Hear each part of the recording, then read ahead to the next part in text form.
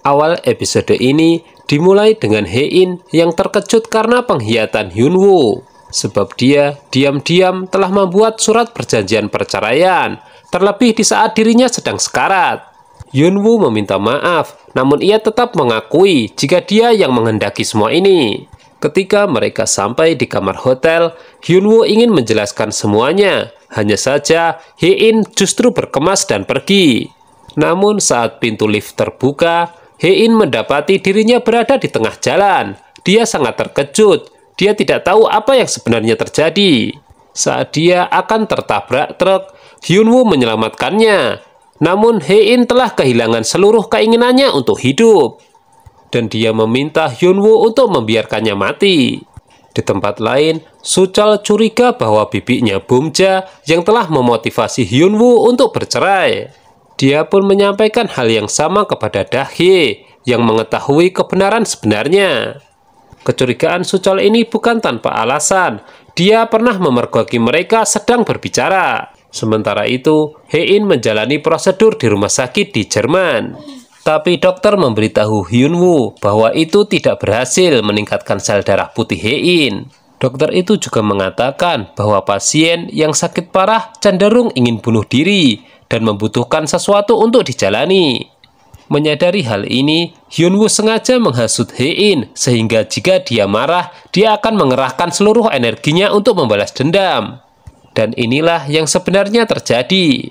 Di tempat lain, Suchol dapat menandatangani kontrak dengan Eun-sang tentang resort kota setelah menyebutkan bahwa saingan ketua mungkin mengincar investasi Eun-sang. Belakangan, Eun-sang dan timnya mendiskusikan strategi mereka. Mereka akan membeli saham Queens ketika harganya anjlok setelah penangkapan ketua. Sebagaimana kita tahu, saat ini perusahaan Queen sedang diaudit. Mereka sudah memiliki sebagian besar saham yang mereka tipu agar para direktur Queen simpan sebagai jaminan. Dengan semua saham tersebut, Eun-sang akan menjadi pemegang saham terbesar di grup Queen. Hein dan Hyunwoo kembali ke Korea. Hein berjanji untuk membuat Hyunwoo membayar di depan semua keluarganya. Sementara Hyunwoo justru memeriksa toko tempat dia memberikan kartu memori untuk diperbaiki. Namun dia tidak sendiri, melainkan ditemani temannya. Sekaligus ia bisa curhat mengenai perkembangan hubungan terbarunya dengan Hein. Setelah mendengarkan cerita mengenai yang terjadi di Jerman, temannya itu menjadi pesimis bahwa mereka akan kalah mengenai perceraian. Kemudian Hyunwoo mengunjungi ketua namun bertemu dengan Suchol. Dia hanya memperingatkan bahwa investasi yang ia bangun akan gagal total. Sebelum menemui ketua, Ibu Hein menyuruh Hyunwoo meletakkan handphonenya. Hyunwoo memberikan bukti kepada ketua tentang konspirasi eksternal yang melawannya, tetapi dia tidak tahu siapa pelaku utamanya. Pada saat yang sama, Eun-sang melihat percakapan antara keduanya melalui kamera rahasia dalam gambar Napoleon yang dia hadiahkan kepada ketua. Setelah mendengarkan percakapan itu, dia langsung menghubungi Direktur Cho, menyuruhnya untuk segera melarikan diri sebab ketua telah curiga kepadanya. Sementara itu, Ibu Hyunwoo menelpon Hyunwoo, tapi Ibu Hein yang mengangkatnya sebab handphonenya berada di luar. Dia bertanya kepada mereka tentang keseriusan perceraian. Di situ Ibu Hein menyatakan bahwa dia akan memastikan Hyunwoo dan Hein bercerai. Dan dia meminta Ibu Hyunwoo untuk tidak menghalangi proses ini.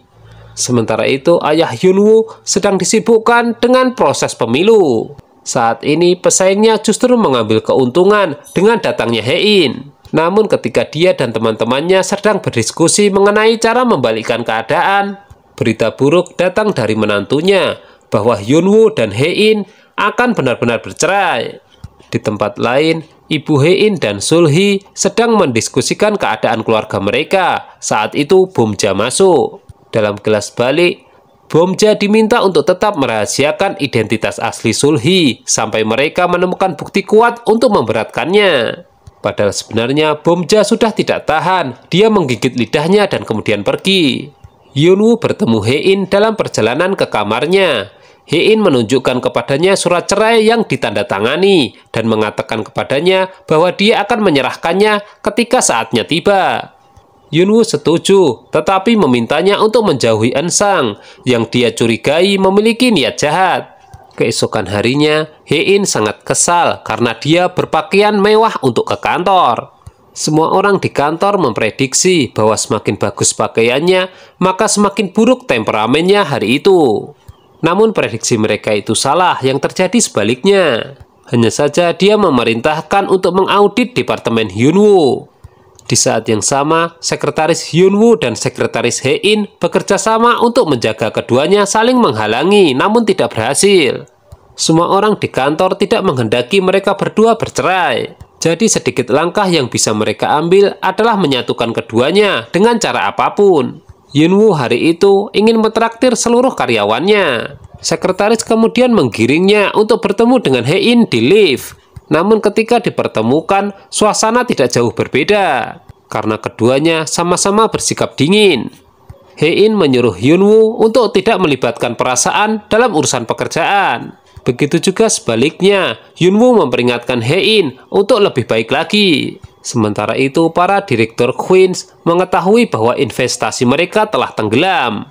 Grace Go menemui Direktur Jo saat dia akan meninggalkan negara itu untuk menghindari tuduhan penggelapan.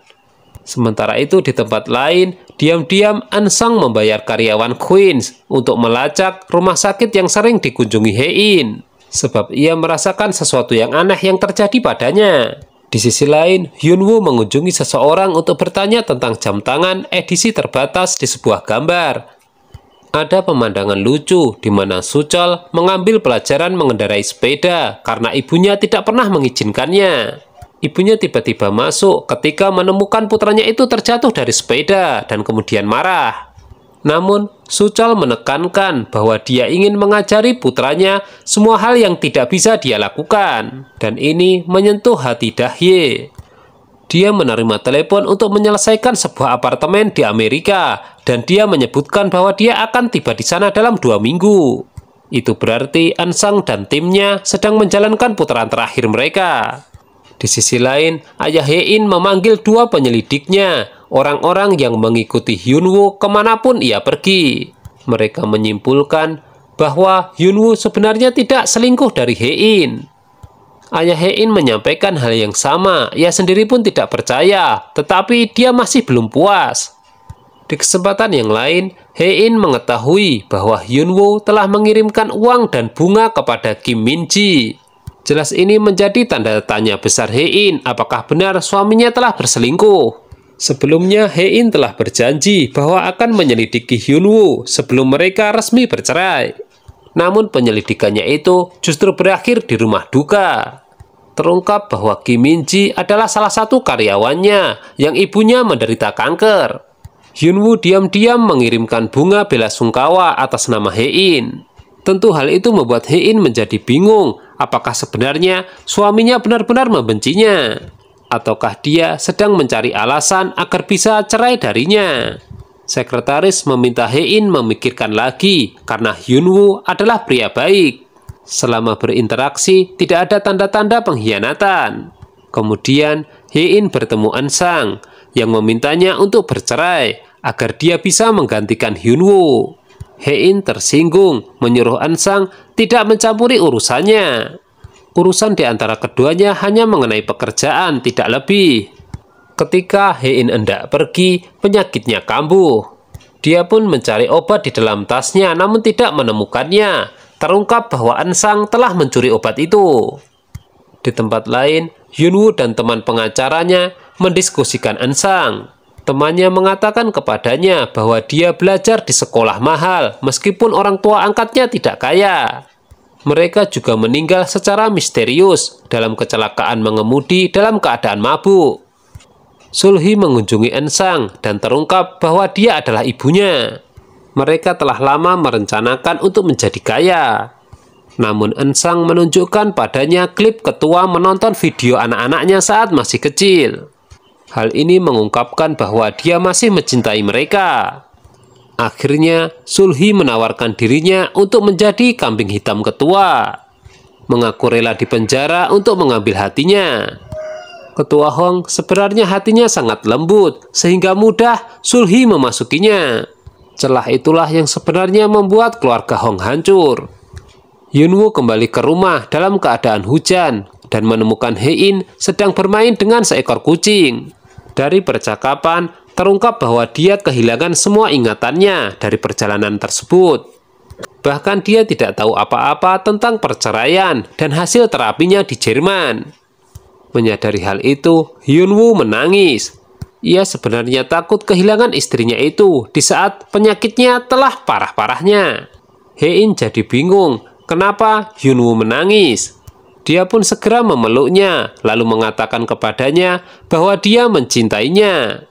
Dalam epilog, kita menemukan bahwa Hae-in lah yang berbohong kepada Hyunwoo tentang seekor rakun bernama Yongsuk.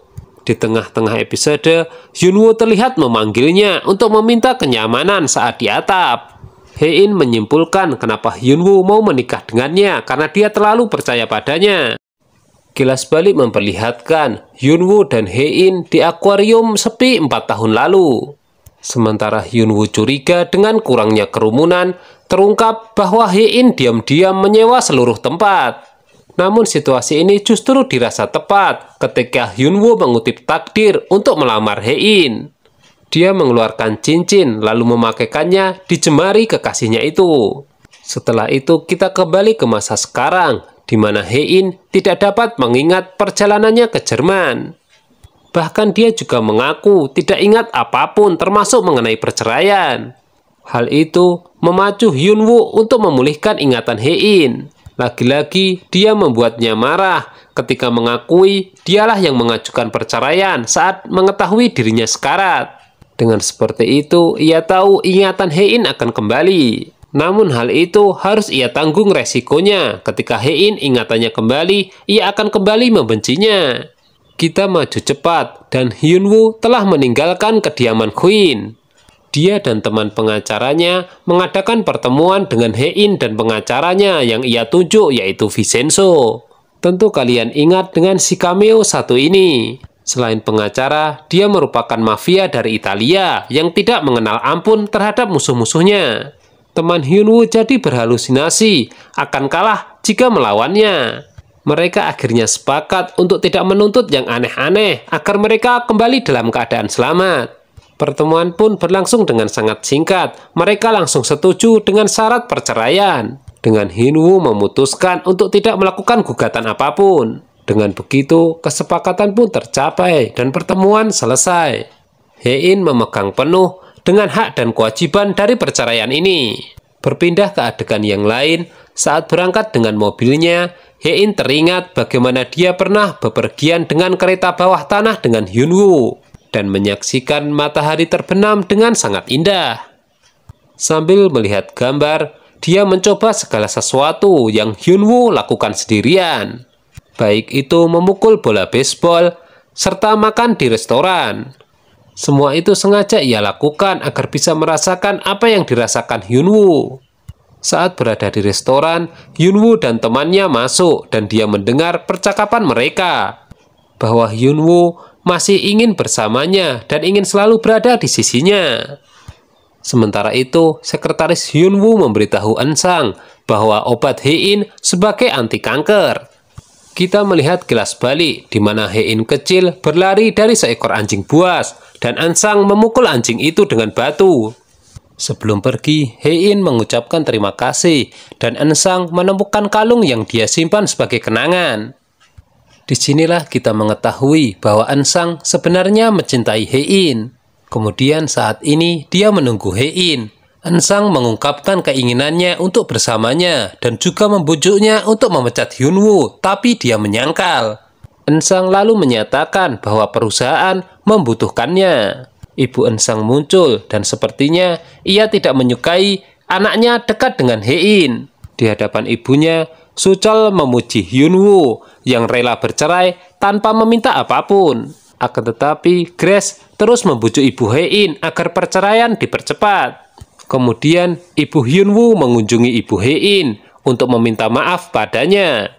Hanya saja, ibu Hae-in sama sekali tidak respek. Ibu Hyunwoo hanya meminta agar perceraian anak mereka dikoreksi lagi. Sebab bagaimanapun juga mereka menikah untuk mencapai kebahagiaan. Ibu Hyunwoo kembali ke rumah dengan perasaan sedih, menganggap usahanya sia-sia. Sementara itu, Hyunwoo mengetahui bahwa jam tangan mahal itu dibeli oleh Sulhi. Terungkap bahwa jam tangan itu kemudian diberikan kepada putranya, Eun-sang. Hyunwoo mencurigai bahwa mereka memiliki semacam hubungan. Kemudian dia mengancam Eun-sang di tengah jalan bahwa jika dia menyakiti Hae-in, Hyunwoo tidak akan tinggal diam. Di sisi lain, Suchol berada dalam kesulitan karena markas militer dekat dengan wilayah tersebut, yang berarti Queen Resort menolak untuk direlokasi. Itu artinya bisnis investasinya gagal dan bermasalah. Ia takut memberitahu kakeknya. Akhirnya, Suchol meminta bantuan Hyunwoo untuk berbicara dengan dewan militer, menyarankan solusi yang saling menguntungkan di antara mereka. Namun kemudian semua investor proyek tersebut menarik diri karena rumor adanya tuduhan terhadap ketuanya. Jelas ini memperburuk masalah, hingga Hyunwoo harus memikir otak mencari solusi. Seperti yang sudah diprediksi, Hyunwoo mampu melakukannya. Hal itu membuat Suchol dan keluarganya berhutang budi kepada Hyunwoo. Akan tetapi masalah tidak berhenti sampai di situ. Eun-sang menyalahkan Hyunwoo di depan Suchol dengan alasan bahwa ini adalah rencana Hyunwoo selama ini. Dia lebih lanjut menawarkan untuk menjadi satu-satunya investor proyek tersebut. Namun ketika mereka akan menandatangani kontrak, Hyunwoo datang dan menyatakan bahwa ketua harus berhati-hati karena jika proyek tersebut gagal, 6% saham ketua akan ditransfer ke Eun-sang. Di situ, Eun-sang kemudian mengancam untuk mengambil kembali niat baiknya yang akan menyebabkan ketua mengeluarkan Hyunwoo. Ternyata di belakang terungkap bahwa Sulhi telah memanipulasinya dengan menyebut dukun dan bagaimana seseorang mencoba menyakiti ketua. Hyunwoo menemukan bahwa ID-nya tidak berfungsi dan terungkap bahwa ketua telah memecatnya. Beruntung Hae-in muncul dan menghentikan prosesnya. Setelah Hyunwoo keluar kantor, Bumja muncul dan membawanya ke tempat terpencil. Bibinya itu mengkonfrontasinya tentang seorang wanita simpanan, namun saat dia menyangkal, dia memberitahunya tentang identitas asli Sulhi. Hyunwoo dari awal sudah merasa curiga. Dia pun kemudian sepakat bekerja sama dengan Bumja, dengan bantuan penyidik pribadi Bumja. Panti asuhan telah dilacak dan mengungkap bahwa Sulhi dan Eun-sang merupakan ibu dan anak. Saksi yang memperkuat adalah pasangan di tempat berburu pemilik anjing. Mereka menyatakan bahwa seorang anak laki-laki disponsori oleh Queen, yang saat itu dimotori Sulhi dan ketua. Sementara itu, ketua menjadikan Sulhi sebagai wali sahnya dan memberinya kemampuan untuk mengambil keputusan atas namanya, jika kedepannya dia tidak mampu melakukannya. Nantinya, ini adalah pesta ulang tahun ketua yang ke-80 dan Sulhi mengawasi pengaturannya. Bumja melihat cincin ibunya di jarinya dan melontarkan kemarahannya ke depan ketua. Akhirnya terpaksa dia mengungkapkan identitas asli Sulhi, tetapi Sulhi memulai drama dengan menangis dan memilih pergi. Bumja kemudian menjambak rambutnya, tapi ketua kemudian memukulnya. Bumja pun pergi sambil menangis, tapi menyerahkan sampel rambut Sulhi kepada penyelidiknya untuk nantinya dilakukan tes DNA bersama Eun-sang. Di tempat lain, Suchol bersemangat untuk melakukan pekerjaannya dengan baik. Dia mengatakan hal itu pada Dahye saat dia akan pergi. Singkat cerita, pada perayaan ulang tahun kakeknya, dia mengeluarkan mainan animasi berbentuk kakeknya dan membuatnya sangat kesal. Di latar belakang, Grace memotong semua kamera CCTV sehingga Dahye bisa pergi tanpa jejak. Perayaan ulang tahun sendiri dianggap gagal. Suchol dianggap hanya mempermalukan kakek dan keluarganya. Ketika kembali ke rumah, Suchol menemukan Dahye telah hilang dan hanya menemukan sebuah catatan. Suchol sampai kehabisan tenaga untuk mencari Dahye, namun sia-sia. Belakangan terungkap bahwa Dahye juga membawa serta putra mereka. Di tempat lain, Sulhi dan ketua memainkan permainan mirip catur. Ketua terus menolak panggilan Bumja tetapi memilih panggilan Hyunwoo. Hyunwoo mengatakan kepadanya kebenaran bersama dengan bukti DNA tetapi sudah terlambat. Ketua menghirup obat yang disemprotkan ke papan catur yang membuatnya lumpuh. Dan Sulhi mengakui semua rencananya di hadapannya saat dia kehilangan kesadaran. Saat dia dirawat di rumah sakit, tidak ada keluarga Hong satupun yang diizinkan menemuinya. Mereka semua mengetahui bahwa Sulhi adalah wali sahnya yang berwenang mengambil keputusan atas namanya, bahkan untuk masalah yang menyangkut perusahaan. Akibatnya, seluruh anggota keluarga diusir dan dipecat dari perusahaan karena perusahaan Ansang mengumpulkan mayoritas saham Queens. Kembali ke kampung halaman Hyunwoo, keluarga sedih atas perceraian Hyunwoo. Namun mereka terkejut saat mengetahui anak mereka mengunjungi mereka. Bukan itu saja, saat mereka menjelek-jelekan keluarga Hong, semua anggota keluarga keluar dari truk. Itu artinya mereka akan menetap di sana. Hyunwoo meminta kesempatan kepada keluarganya untuk menjelaskan masalah ini nanti. Dalam epilog, kita menemukan Hein menangis di restoran yang sama, yang sekarang sepi. Dia hanya bisa berbagi dengan pemiliknya bahwa dia sangat ingin bersama dengan suaminya dan ingin hidup. Sekarang Hein baru sadar betapa berartinya Hyunwoo. Dan sekarang kita telah mendapatkan jawaban kenapa Hein masih menyimpan surat perceraiannya. Nah, gimana menurut kalian? Semakin seru kan ceritanya? Jangan lupa tonton kelanjutannya hanya di Mail Channel ya. Terima kasih.